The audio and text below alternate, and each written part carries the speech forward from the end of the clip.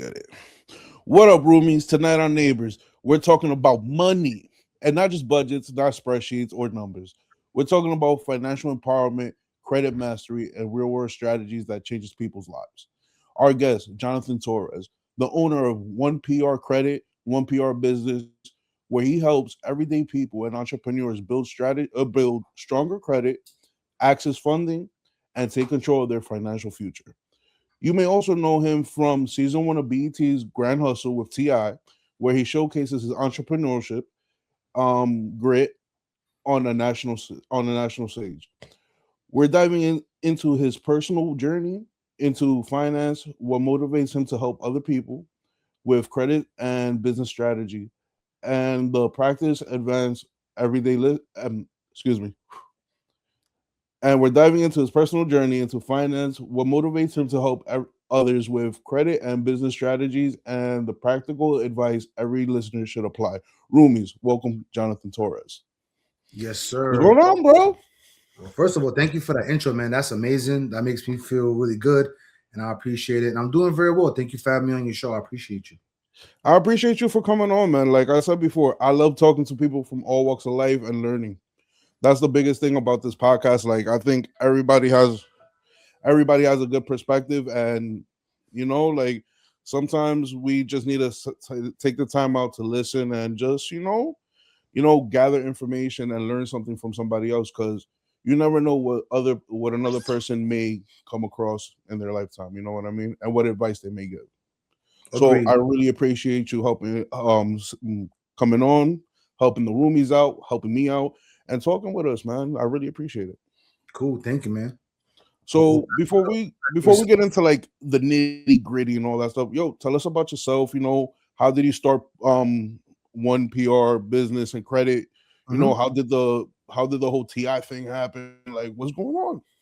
Cool. Thank you. So I'll go a little bit backwards, chronological order. Yeah, Um, so today I think it's February 5th, 2026. My name is Jonathan Torres. I'm the owner operator of One PR Credit Solutions and also One PR Business Development. One PR Credit Solutions is pretty much a credit repair company, and I help individuals fix and build their personal credit through FICO, through various means and different ways to help them build it. I started that in 2020, May 5th to be exact. So this year will be my 6th year in business. So I'm super happy. And every year I've almost like doubled my growth in regards to revenue. So what I'm doing is working. And I'm happy that people, trust me and give me the opportunity to help them change their lives, because, credit is the foundation of everything. If you're trying to get a car, if you're trying to get a apartment or a house, if you own a small business and you're looking to get business funding, they're going to run your personal credit as a personal guarantor. If you're getting a job, some jobs like working in banks and, other institutions, they ask for credit. So that's like the foundation of everything, right? Um, Fast forward about 3 years ago, or 3 years after yeah, One PR Solutions was established, One PR Business Development was born. And that's when I started helping out small business owners be able to build their EIN, which is their entity, right? It's like the yeah. social security of your business. It's called an EIN. And I help people build that up so they could start getting business credit. So then they could then go ahead and start getting funding and lending for their business to expand, to Mhm. grow, or to pay payroll for whatever they need. So that was born from me working in the automotive industry for like 6 years, from 2014 to 2020. And once COVID hit, I have a pre-existing medical condition on my heart, so I actually got sick with COVID the first week it came out, like the first week of March, when Oh, it really? really hitting, yeah, when it was hitting like Queens, and all those Yeah. people were at the hospital. I was working at Sunrise Chevrolet in Forest Hills. It was right next to the hospital right there. I think it was Flushing or on Roosevelt over there in that part of Queens, and that was the epicenter of COVID. So I got sick, and I tried to tell my boss, "Yo, boss, I feel a little under the weather." He was like, "Oh, nah, you're just trying to call out, blah blah blah." And I'm like, "Nah, bro." So back then it wasn't Yeah. like a PCR. You had to go to like an ER. So I wanted to go into the ER.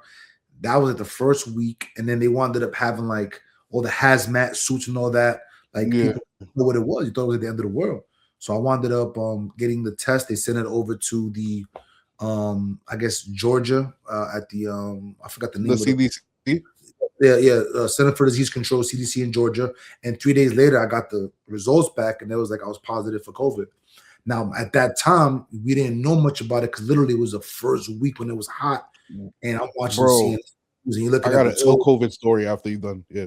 Yeah, so once that happened, bro, I was just like quarantined, and it's like everybody, like, no one knew about it, so everybody looks at you funny. No one wants to be around you.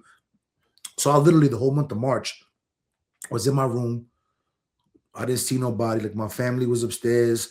You know what I'm saying? At the apartment, they have a house upstairs, whatever. So I didn't talk to them. People would come, bring food and fruits and vegetables to my door, leave it there with a note, hope all is well. It was crazy, man. It was depressing too. You know what I'm saying? But Yeah. I said to say, by the grace of God, thank you. I've caught COVID about 3 times in my life. Progressively, it didn't hit me as hard. I guess maybe I Yeah. was getting more immunity to it.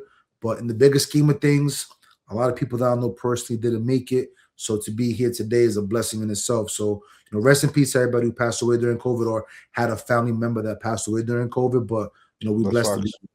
Facts. No, that's big facts because I know a couple of people who passed away from COVID, or at least like whatever they had previous to COVID accelerated when they caught COVID. You know what I mean? Yeah, But correct. the craziest thing about during that point in time, I remember like the December right before like they announced the pandemic and they announced the lockdowns and whatever. My next door neighbor had gotten COVID, and It when was he went to go, misdiagnosed. what happened? It was misdiagnosed. It wasn't COVID back then. No, no. Check this out. So he had COVID. This was before COVID was like rampant in the US. Like it was just like being like studied and whatnot. So he went, he got checked, and the doctor told him he had lung cancer. Right. So he went for a second opinion, and of course they were like, nah, it's not cancer, but we don't know what it is. And the craziest shit about it was like a few weeks later, like I would say like about 2 weeks later, me and all my boys, that because I was the single bachelor at that time with my own crib, so my crib was the hangout spot, you know. So me and all my boys had it like in December going into January, bro, and we were dying, like we were like lungs rattling, phlegm everywhere, and we're all there like, what kind of flu do we have, like, and it stood for like 2 to 3 weeks, and we were all like, yo, what the fuck. And then when like COVID like really hit and they started telling people the symptoms, we were like, yo, we had that shit like 3 months ago. That's crazy you say that because that December I was hospitalized for a week, late December, and they told me I had influenza B. Now that influenza B, that I believe it was the original COVID that got misdiagnosed, Yeah, it got so rampant that it got to my heart. And for those that know or don't know, like, I have a cardiac pacemaker, so I was, this is like my second machine in the yeah, past 8 years. So because I had that pre-existing condition, I was more at risk to potentially like pass away from it. So the yeah, influenza B, aka the COVID, I believe initially got to my heart, and my heart was pumping slow at 25%. That's considered heart failure. So I yeah, was in hospital for a week until my joint got back to regular. And then I had to follow up with a regular doctor a month later. And then 2 months later, March, I caught the actual first COVID. So that's crazy you say that.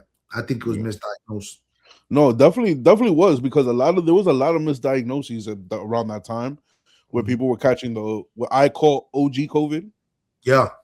Yeah, you know what I mean. But what I also seen though is that, and this is just me riffing and talking all this, like people who caught OG COVID.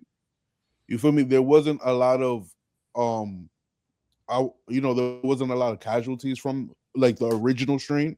Is when it Correct. moved into like the Delta and like the secondary strains is when you saw more, casualties on it, because we didn't know how to treat it. And a lot of people were like, they were getting their lungs blown out because of the respirators and whatnot. Yep. So during that period of time, it was a crazy time because everybody was living in fear. Everybody was, trapped in their cribs, going a little insane. Some people prospered from that time, and some people, found who they really were. There was a lot of breakups. There was a lot of other shit happening. Yeah, I agree. A couple of things that came out of that on a positive side is, although in the beginning of COVID, since we didn't know how to necessarily, like, treat it per se, what I did was I started taking more of a holistic approach. So I started eating less meat. I started eating more veggies. I started doing more smoothies with like vegetables, green tea, lemon, pineapple, vitamin C. Made my own homemade sea moss. Focus on turmeric and stuff like that. So the holistic approach actually gave me the opportunity to, like, even to this day, I still take them principles and still learn. I mean, I can obviously do it still a little bit better on my overall diet, but that foundation to utilize holistic methods and fruits and vegetables to better your body was like a key for me, because I still do it to this day. Nah, I And feel you. yeah, and the second positive part of it is off of that, because I had nowhere to work and I couldn't go to work to make money, I had to start a business from home. So while Yeah. I was having COVID, I was taking online courses and figuring out a way to be able to make money from home. I stumbled into credit repair. I wound up getting a certification, and in 2020, May 5th, OnePR Credit Solutions LLC was born. So those are the Nice. positives that came out of that. Nah, facts. They, like I said before, like during the pandemic, a lot of light was shown on people's bullshit, and a lot of positives came out of it. You feel me? A lot of people got set on their paths. You know what I mean?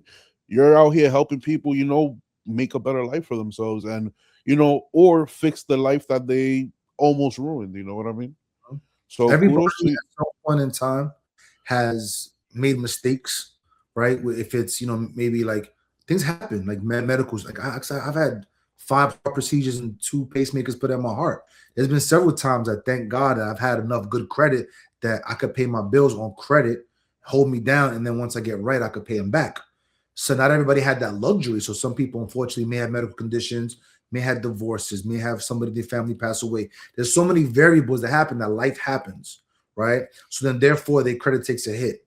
And there's just those people out there that just don't give a damn. You know what I'm saying? Yeah, They just whatever, right? They rather just spending money blowing it down 5 times a day, smoking 2 3 apes a day. They rather go every night or every weekend, go to the club, sip Casa Azul and Casamigos, drop 350 with a 400 credit score. Like those yeah. people, it's like you can't help them because they don't want to help themselves. Um, I try, you know what I'm saying? I try to educate, enlighten, and empower my people of all races, ethnic backgrounds, age groups, but I only help people that want to be helped. Of If course. you know what I mean, like I noticed that most people in general, not just with credit repair, but most successful people tend to be the people that make moves sooner than later, right? So, like, if you see an opportunity with something and you have some kind of first movers advantage and you get involved with it and you foresee the potential in it and you move and execute effortlessly, those are the people that tend to be the folks that tend to be more successful. On the contrary, I see a correlation between people who tend to want to wait to fix their credit, and then when they really need it, they can't do it. Like, for example, I know a couple people right now that, I've been telling them for a while, yo, get your credit right, get your credit right. And now they don't have a car. So it just transmission went, engine went, whatever. But now they can't go finance a car because they have no money saved and they have no credit score. I can help them because I have access to brokers that sell cars, but they haven't done their due Yeah. diligence. So my thing is, after a while, bro, I got older, I stopped talking. You know what I'm saying? No, Because exactly. people pay me for my It, service. I'm giving it for free, not listening. yeah. Nah, but you also have to remember, like the old saying goes, you could lead a horse to water, but you can't make him drink. You know what I mean? And a lot of people, even though we're in, 2026, a lot of people don't know, still don't realize the importance of having good credit or at least fair credit. You know what I mean?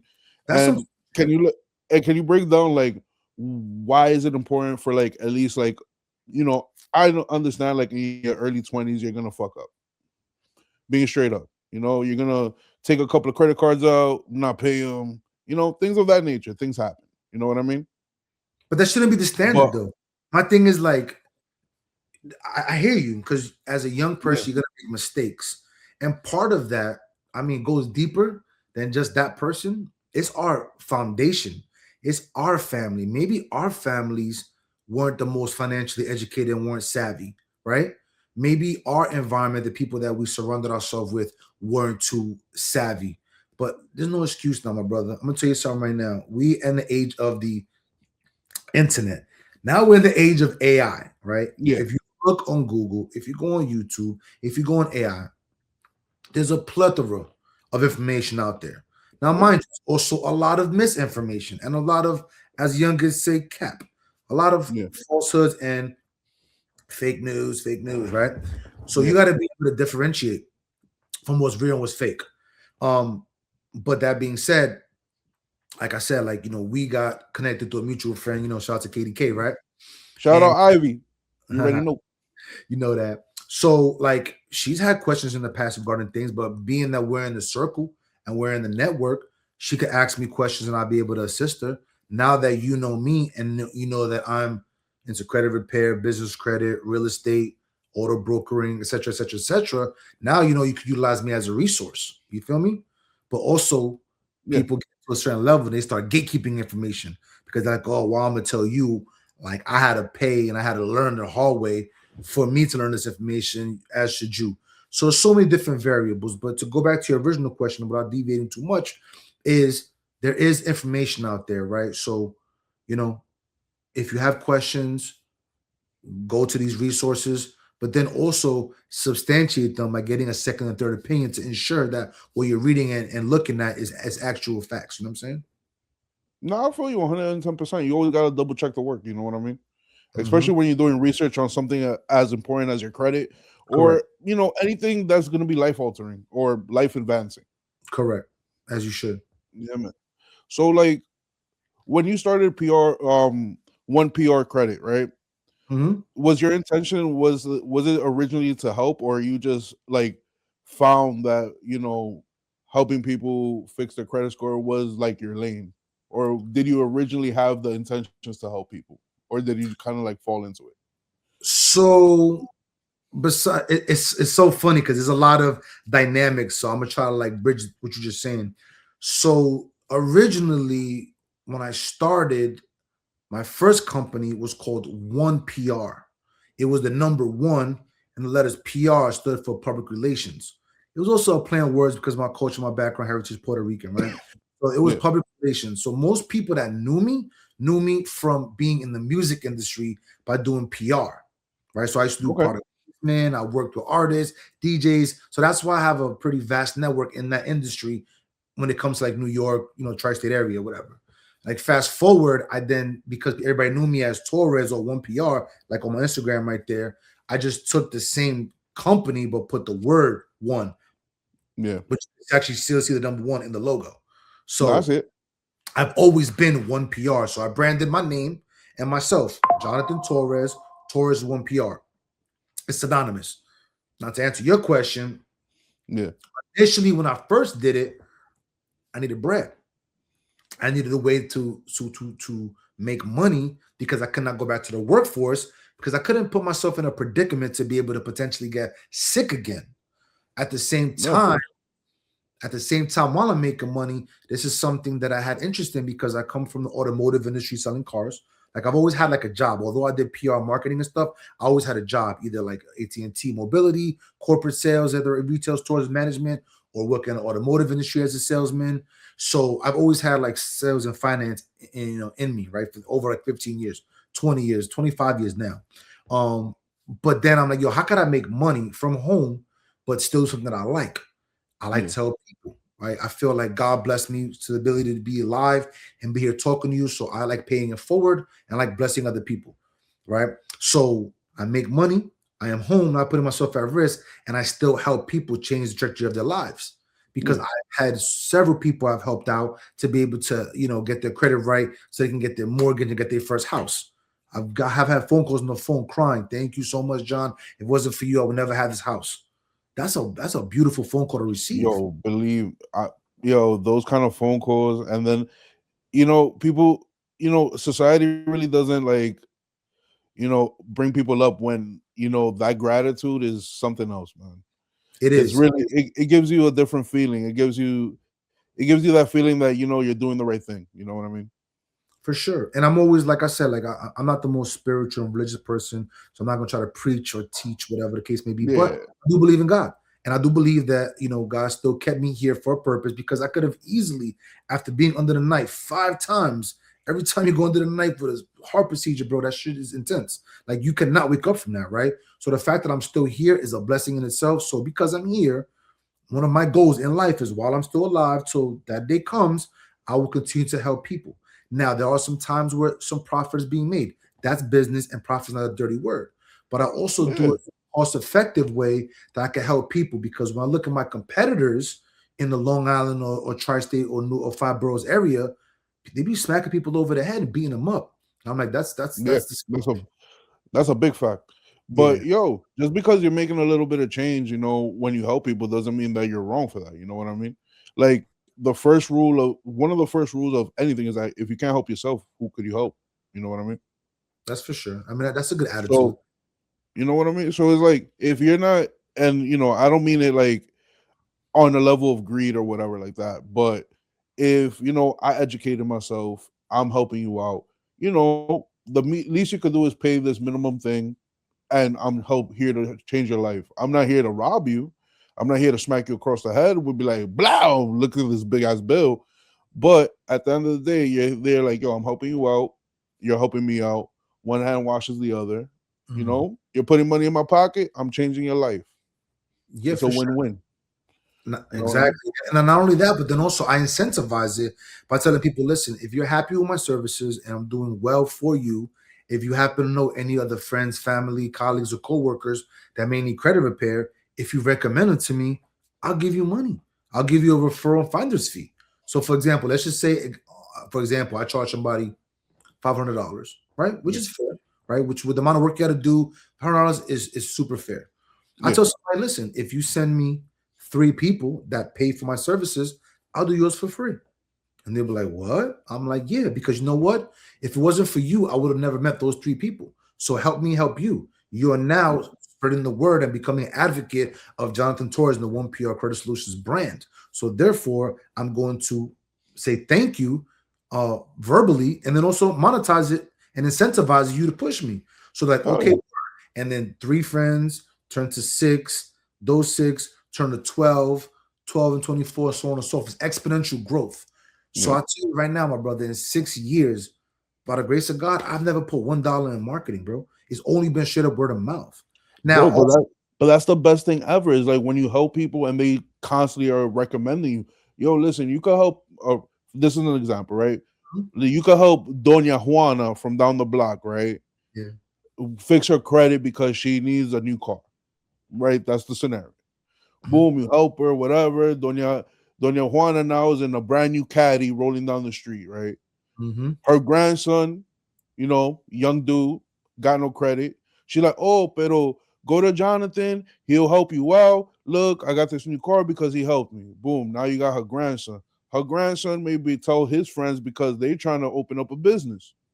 You know what I mean? See what I'm A saying? lot of the power of word of mouth is exponentially more stronger than any Google placement, any Facebook placement, TV commercials, whatever, because you're not only getting the advertisement, you're getting somebody telling you, yo, I trust this person. And Bro, and because I trust this person, and that's it. think about it. Like that's a great point, because when I used to work in the automotive industry, we were big on statistics, right? So like let's say I'm working at a car dealership and just someone walking the door from the street. If you're a pretty good salesperson, on average, getting somebody as a walk-in, you might close them at 20%, meaning that Okay. like 2 out of 10 people, like you'll close them, right? But if someone comes in there and be like, oh yeah, I'm looking for Jonathan because IVI KDK sent me, that probability they'll go 60 to 70%, almost triple. So that means out of 10 people, I'm gonna close 6 or 7 as opposed to one or two. So Yeah. that word of mouth and trust factor is huge, right? So I'm blessed that, like I said, if you Google my business, I have 4.9 stars, and out of like 65 reviews in the past 5 years, and that's huge to me, because that means people. I've helped out more than that, but only about maybe a I would say maybe about 25% of people have done reviews. I need to go back and get more. But that's just a testament to my character. So I'm like, listen, even if you don't know me personally, refer my reviews. They're not bots, they're not fake. They have their names. You could contact them directly. And then on social media too, like I have a pretty decent presence that I got other people that are trustworthy in their specific fields that will validate who I am, you I know? feel you on that. And just backtracking a little bit, right? Mhm. So when when the pandemic hit and you was at the crib and you was looking for a way to, support yourself. Yep. I know you had like you was already a car dealer and all this other stuff. What made you go exactly into like credit repair? Like what caught your eye about that specifically? Because there Yes. was like so much, there was like a plethora of things that you could have gone into with the skills you had at that point. Absolutely. Yep. Yep. So in the past, prior to working in the automotive industry, I did debt collections over the phone, right? So like if you owe a bill, go to collections. You get that guy calling you, guy, girl. Hey, listen, you owe this. So I come from that background, right? So I had a really good skill set, being able to talk on the phone, having good phone etiquette, right? Then I transitioned over to telecommunications and management. So Sprint, AT&T management, and running multiple stores, right? So I had that in me as well. Um, so fast forward, then I went to the automotive industry. So that's one-on-one sales. But from selling in the car industry, I still had to make a lot of calls on a regular basis because you had to bring traffic indoor. You couldn't Yeah, rely on just hope and pray system that somebody walks in. You had to like generate business. So my phone skills and etiquette was always good for the past 10 to 15 years because that's what the business entailed. Now, after, sorry, in the beginning of COVID, since there was nothing else, I was actually just seeing like, okay, home-based businesses. And then also I was just seeing some online advertisements, I guess, because they found it an opportunity to like sell their software to, yeah, to people because obviously people had to work from home. So they found opportunity like Zoom, like stock, for example, Zoom went up like 500% during the COVID because nobody could do meetings anymore, right? yeah, So these folks that had the software, they seen the vision. So I seen it. I took a couple of videos. I'm like, okay. Then you were able to pay like $50 and do like a week course to see if you want to do it. So I'm like, all right, I'll pay a little light 50. What I got to lose other than 50 and learn? Paid yeah, that. And I seen the infrastructure. I'm like, oh damn, okay. This could be like a dope business. So after I got the certifications and they give you a free trial with the software, then I started trying it on myself, right? So anything that I've ever done in business, I've always utilized me as always like the the test. beta test, Yep, the the beta beta. testing. Yep. And I started seeing within 45, 60, 75 days, I'm like, oh, yo, this is actually pretty dope. This is working on my credit. I already had good credit, but it was a little bit light because I had debt. You know what I'm saying? Yeah, Because whatever. But it was working. Then I'm like, you know what? Let me try my mom's joint. Oh, let me try my little brother's joint. So those three people, including myself, I'm like, this is really working. All right, cool. Then after that, I'm like, okay, I have to legitimize it because I already have a case study of three people. I've done it for free. I'm seeing what's working. Let me jump into it. So then I made an LLC. Um, it's now called busy.com. It was called something else back then. But it's called BIZEE now. They got bought out. So I opened up an LLC with them, opened up my business checking account, started doing what it do, and then started making a business. And I always start with a free credit analysis. So if someone's interested in getting their credit fixed, I do a free analysis for them. I don't charge them. I don't I don't force them, I don't get pressure them. I'm like, sir, ma'am, if you need my assistance, all I need you to do is sign up for this website, download your three reports, let me yeah, get login information. I sync you with my credit repair software. I send you email analysis. You look at it. We follow up with a secondary phone call and review the findings. Based upon that, I could tell you what I could do, how long it'll take, and if there's a cost, how much. And that's it. Very easy, very simple. And then I walk them through the process. I do it with them and I do it for them. So okay, you do the services, but I also educate you throughout the process. So moving forward, once my goal is to get you over 700, that you maintain that. And for whatever reason, if you happen to fall off a little bit, you don't need me again. Unfortunately, there's been a couple people that have paid me twice. I don't want that though. You know what I'm saying? I want to be able to yeah. have you pay me one time to be fully educated in knowledge and be knowledgeable on the process. So moving forward, you don't need me. No, I feel you, and that's a great thing because a lot of people are like, "Word, let me not educate my client, so that way they're always returning." You know what? It's always a revolving door, and that cash is always coming back in. Your model is not that at all. It's more of a, I want you, I want to help you now. I want to help you help yourself, so that way you don't need me anymore, and you won't need anybody else in the future. Like you know how to handle your situation. You know what I mean? Yep. And also the credit is the foundation because it gets deep. Because then I got that trust because I've already helped them. So they're like, John, I need a car. Okay, great. What kind of car do you need? I was in the industry for 10 years. So I have access to almost every dealership across Long Island and New York. So I got my partner broker that I help people out. I fix their credit, send it to my boy. He'll hand deliver a car right to your house.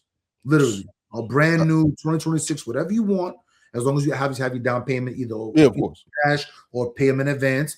And they come to your house with a fresh pair of keys, with a bow, brand new car. You don't even have to leave the house in a winter storm. John, I have That's a beautiful, bro. That's John, I have beautiful. a business. I'm looking for funding. Okay, great. OnePR Business Development. Let me help you structure your business, your entity, LLC, S Corp, or C Corp. Let's build the foundation. Once we do that, we start applying for our tier one accounts, 3 to 5 accounts. Let it, go on your report. Rinse and repeat. Tier two up to tier four, so on and so forth. After about 12 to 18 months, I can get you access to 100K, 200K, $500,000 in funding. All right, How do I cool. know? How do I know? I've done it myself. I could Not show for them. you. John, So one more thing. no, John, no, go ahead, go ahead. I'm looking to get a house. What can I do? Oh, okay, great. Well, sir, ma'am, I don't know if you know, but I also have my New York State real estate license with Weicker Realty Prince and Associates. So people come to me if they want to buy a house, if they want to sell their house, if they want to get involved in fix and flips, I could then help them. So I help them every step of the way in their life, from their personal credit to the automotive to the business to their home. Every step of the way, I could be able to assist you because I've put in this work. And then Yeah. on top of that, you get my whole network as well. So if you need a mortgage lender, if you need an insurance agent, if you need an appraiser, general contractor, plumber, I got it all. So Yep. the one PR got rebranded. It now stands for One Powerful Resource.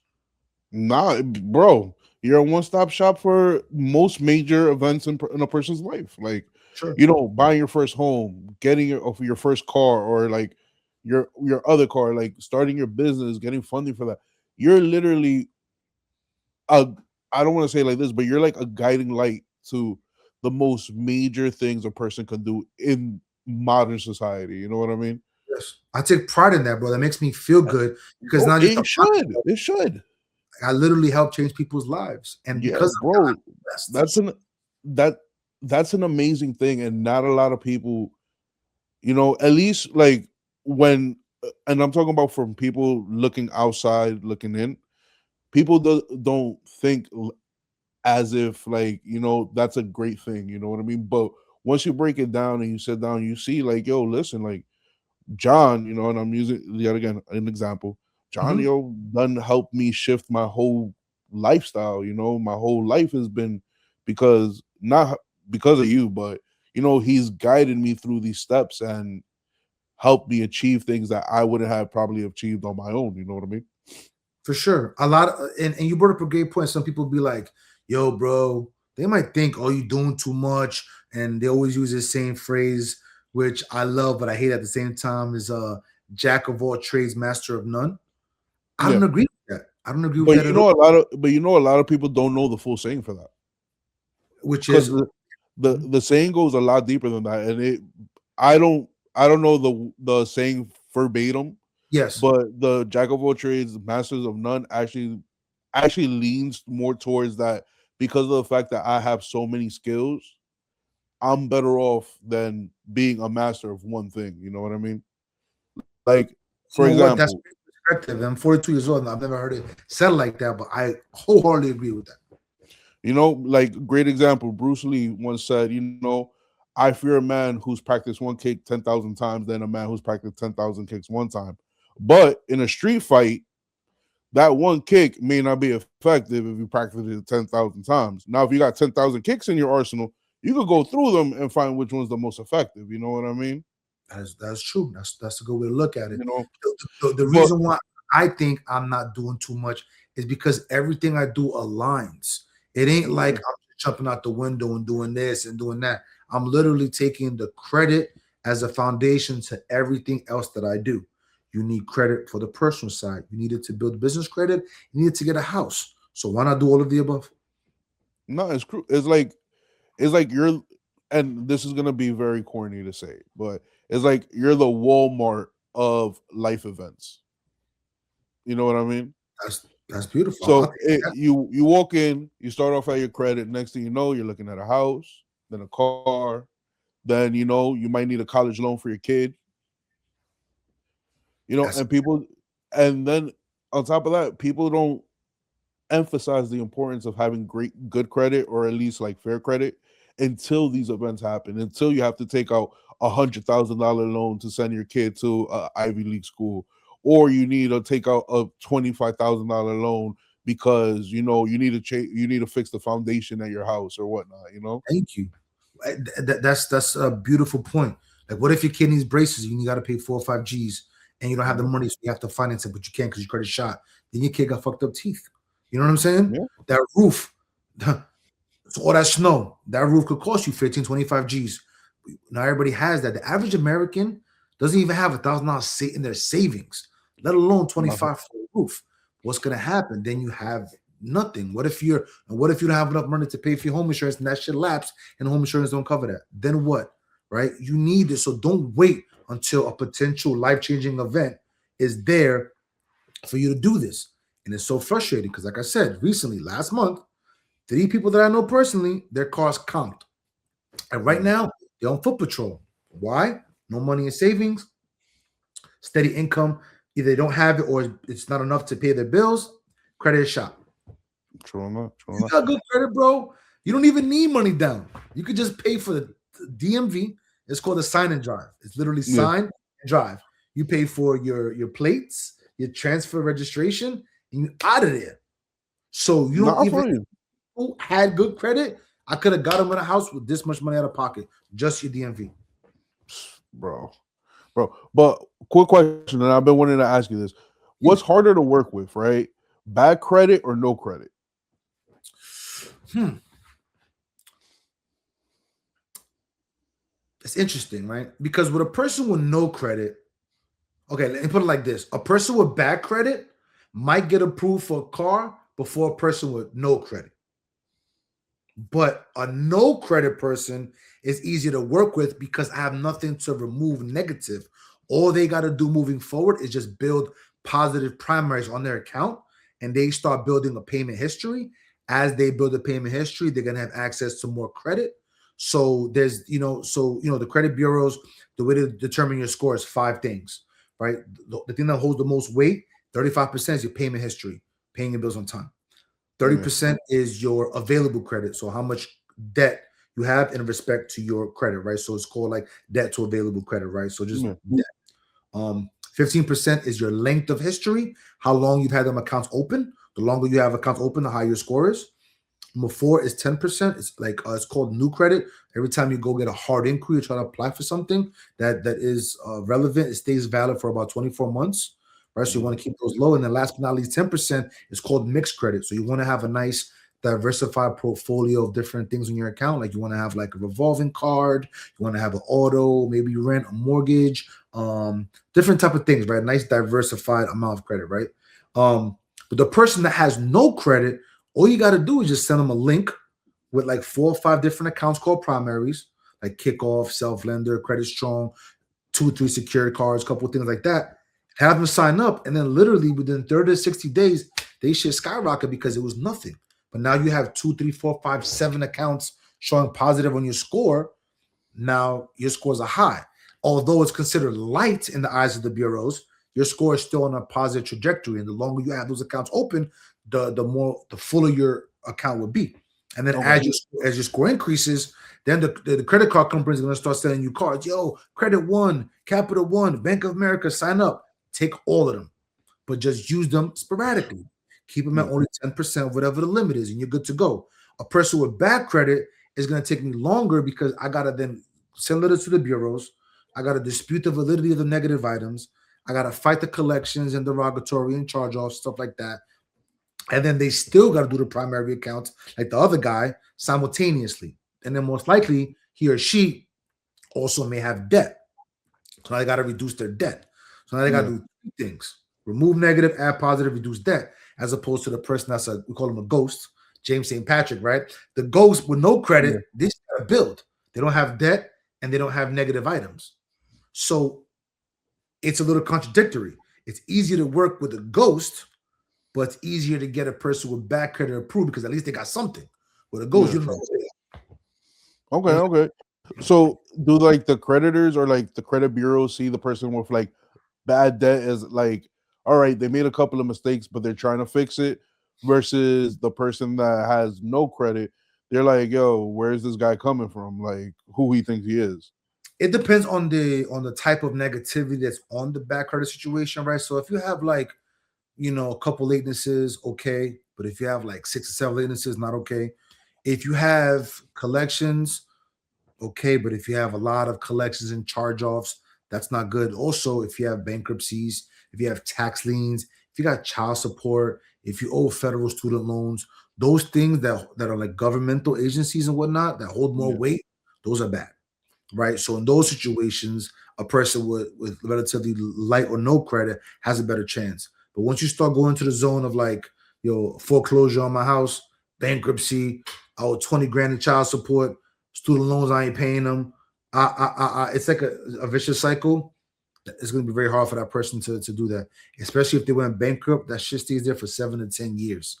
It's not the end of the world, but it is a very highly looked at negative remark.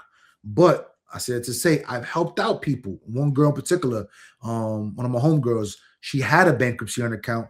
I got credit back at 700 with a bankruptcy, and then she was able to go to Lexus and get herself a nice IS 350 Sport. All right, and I got a question, and this is less for the roomies, more for my personal knowledge, right? So let's say somebody is in the process of bankruptcy, right? And they want to build back up their credit. How difficult is it? Like, do they still have to wait that 7 to 10 year span to start building their credit back up, or once they file for They bankruptcy can and do it the that next over? day. You could file bankruptcy today and then start tomorrow. But just Okay, understand that the fact of the matter that the closer you are to when you did the bankruptcy is going to affect you the worst, right? So let's yeah, just say we go bankrupt today, right? If I can't try to go apply for something tomorrow, well, hold on. The little cheat code to that is you might have like a 30-day window because that bankruptcy might not hit for 30 days on the credit report. So you might get a little window, but at that point, credit is so shot, whatever. But technically speaking, there is a little 30-day window. But outside of that little cheat code, yeah. um, yeah. So my recommendation, I'm always bankruptcy, no go. I'm totally opposed to it. Like, because my thing is, look, thug it out. Go get a job. Go get a secondary hustle. Sell shit on Amazon. Go do Uber Eats. There's no excuses. There's a million ways to get it, right? So I'd Yeah. rather you be broke and thug it out for the next 2 years, eat peanut butter and jelly and some ramen noodles. Ain't the healthiest choice, but something a little healthier than that. Yeah. Thug it out and pay it off. I'd rather you go hard for 2 years and pay back your debts than you go bankruptcy and mess up your credit for 7 to 10 years, Mm. right? No, I feel I'm you. I feel totally you. against bankruptcy, but sometimes there's some situations that you don't have a choice, but not all of them like that. So people are just, with all due respect, freaking lazy and like, oh, fuck it, you know what I'm saying? I'm just gonna, run up a bag for like 50 G's and go bankrupt, whatever. But you're shooting yourself in the foot because you're not gonna be able to get a house, sir, man. You're not gonna be able to get a new car, sir, man. You're not gonna be able to fund your business if you want to expand or build it, sir, man. So don't do it. Like, don't do it. Thug it out. Get a job, get two, get three. Figure it out. Oh, no, I feel you. I feel you. Yeah. No, that's great advice because I know somebody personally who's going through that now and whatnot. So I'll definitely let them know, like, yo, I don't know if There's that bankruptcy wave. options, brother. There's options. Not for It you. might take them longer to get where they want to be, but it ain't going to be as long as that bankruptcy is going to be on their report. I'll tell you Nah, that. I feel you on that. So, your personal credit, right? How Right. does it affect you when you're like trying to open up a business or trying to get funding for like your small business and stuff like that? Super important. Most folks don't understand because of all the misinformation that's out there on social media that when you try to go open up certain lines of credit, because the only way to build business credit is by actually getting business credit, meaning signing up for certain accounts. Typically, let me break from the beginning. To build business credit, it's approximately 120 steps, right? There's about Damn. four levels. It takes you about 18 to 24 months, 2 years to get to level 4, right? So in the beginning, before you even start applying for the credit, you have to make sure that your foundation is correct. So you have to have, your proper entity, LLC, S corp, or C corp. You have to have business checking account, a website, have business email, not Gmail. You have to have a toll-free 800 number, not your cell phone. You gotta be listed on 411. You gotta have everything gotta match with the IRS.gov and the Secretary of State for New York State or wherever state you're in. These foundational things have to be done before you even think about applying for any type of business credit. And then on top of that, if you do not have a minimum 680 credit score, you're done. Because what's going to happen is these people or these institutions or these lenders and credit cards, they don't know your business because your business is new. So they're like, okay, sir, man, you open up this business on February 5th and you want to get 100K lending on February 6th. How do I know that you're not going to default, dissolve that LLC, and then take the 100K and go? They don't know that. So why would they do that? That's just like meeting somebody in the street. I'm like, yo, homie, can I borrow $100? Like, motherfucker, I don't know you. How am I lend you? I don't know you.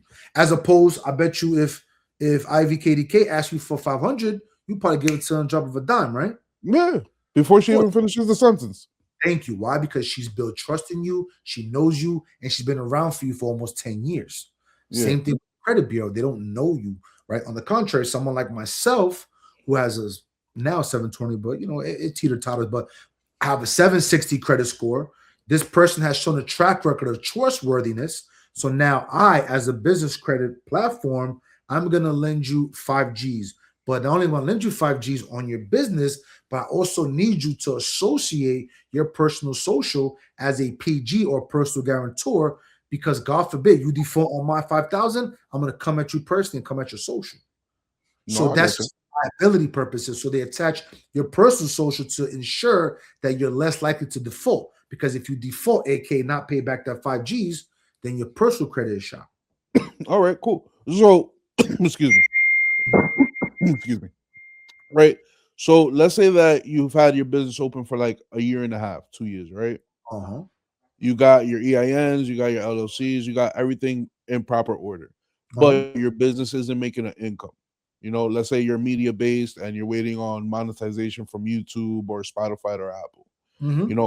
Can you still apply for like funding with like your personal credit against like your business to like help you get funding and stuff of that nature?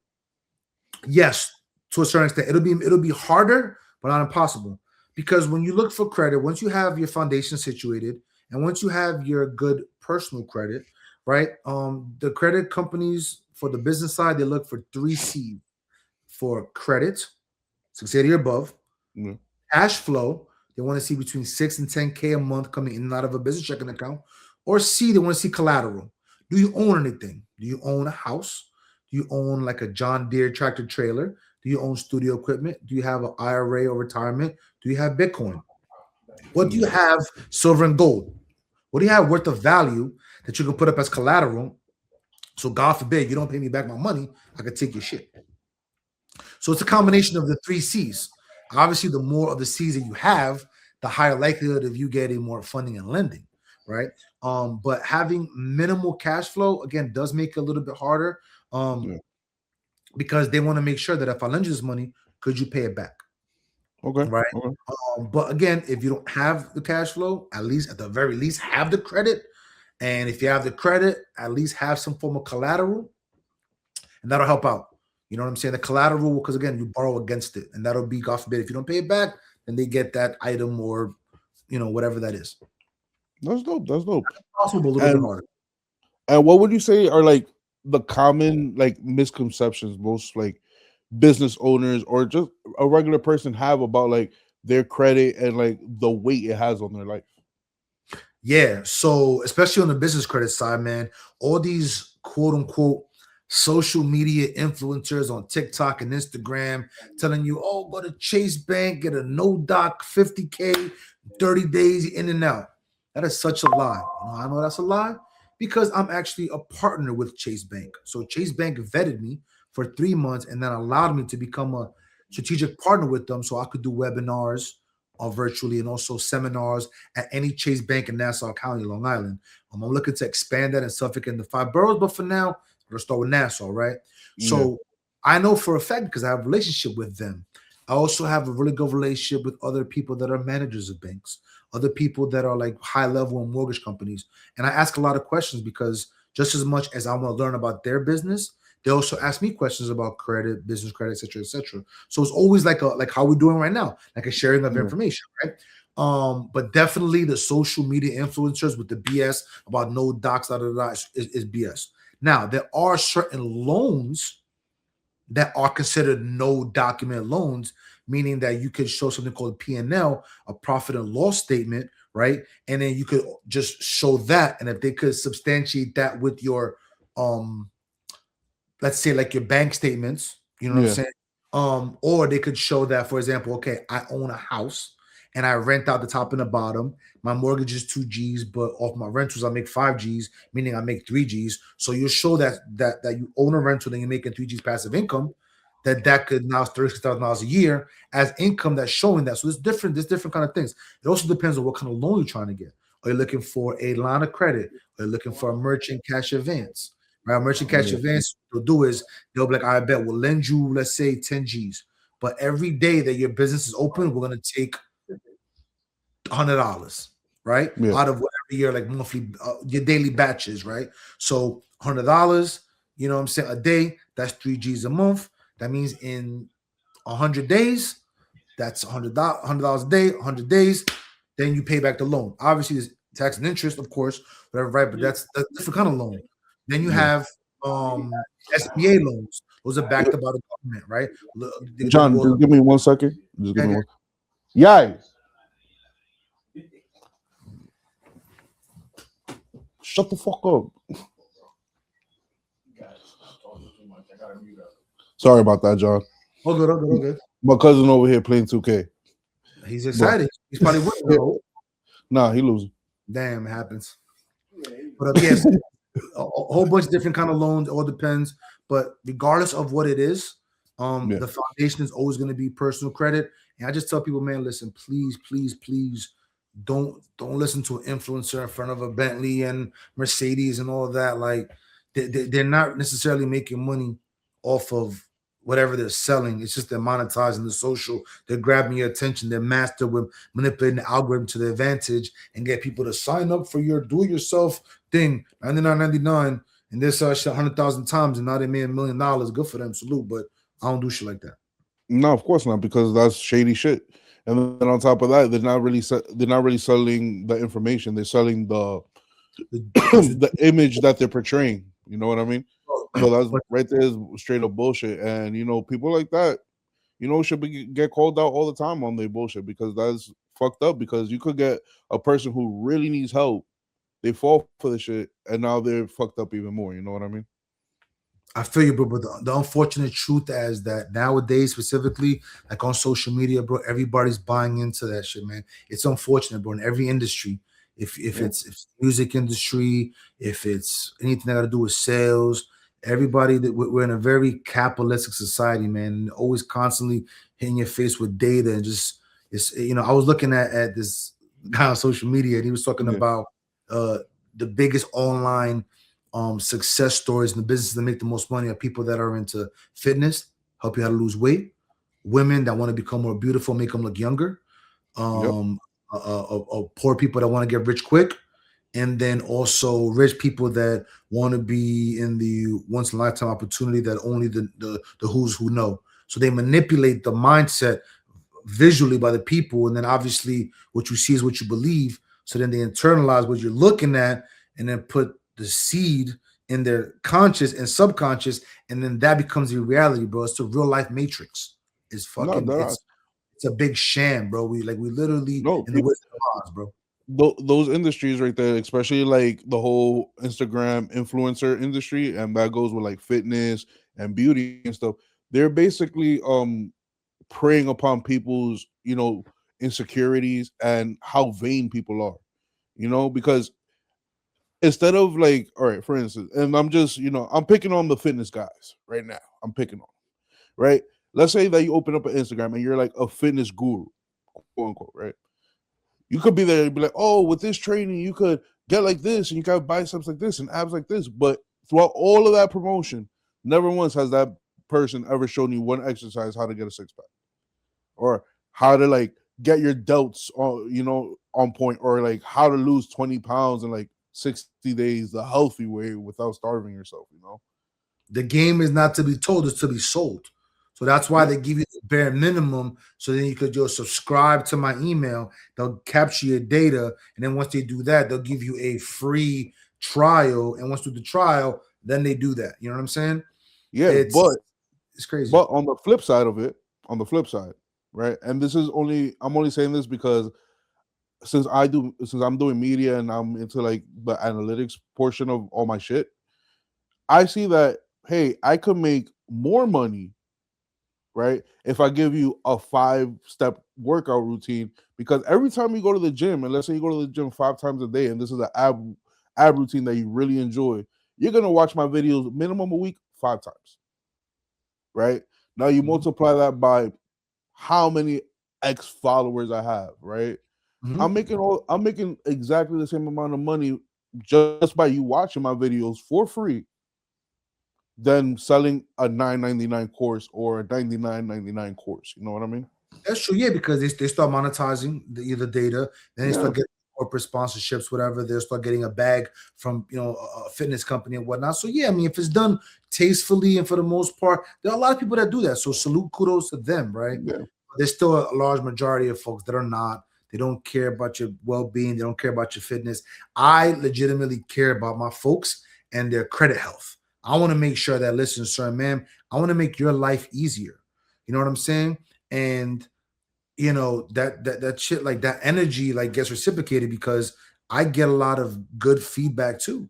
You know what I'm saying? But not just from a monetary point of view, but again, the energy. People believe yeah, me, man. trust me, they speak highly of me. So now moving forward, any type of business that I'm associated with, it's legitimized because they know when the one PR brand co-signs, stamps, and validates it, it's official because I'm only surrounding myself and I'm only associating myself to official tissue stuff. Anything less than that is not part of my brand.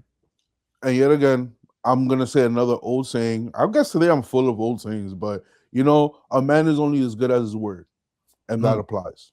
yes, sir. And that statement will break the test of time. You know what I mean? Agreed. Yes, sir. But what advice would you give like a regular person on what advice would you give a regular person when it comes to them maintaining their credit, building their credit, or for instance, trying to get the credit back up to a good standing? Like, what are some advice that you would give everybody? Yeah. The first thing I would tell people is never ever, no matter the weather, don't ever miss payments. Missing a payment has the biggest negative impact on your score. You could literally have like a 750 and miss one payment and drop down to like a 680. It's very detrimental. So just try your darndest and your hardest to make sure that you do not miss payments. Another thing too is try to minimize your debt, right?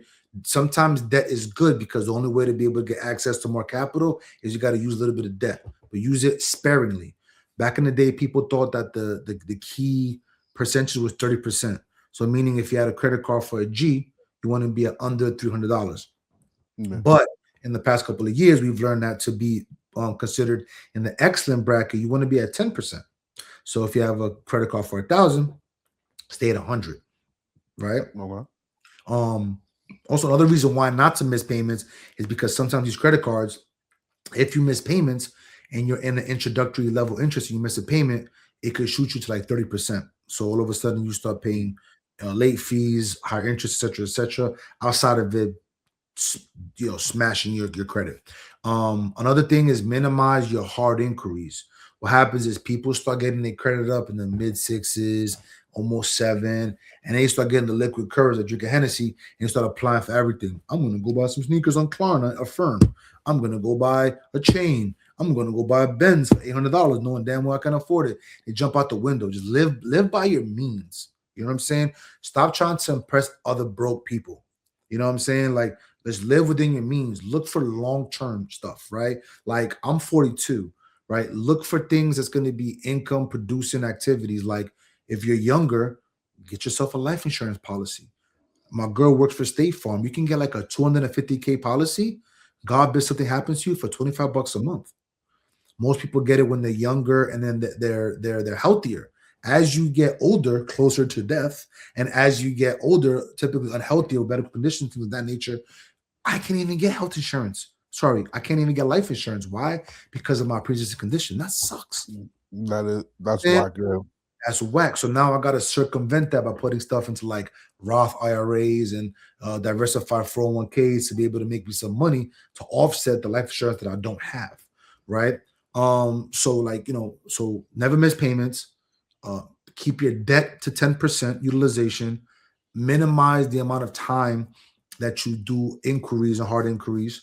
Um, Live by your means, don't try to impress other people. And last but not least, embrace credit.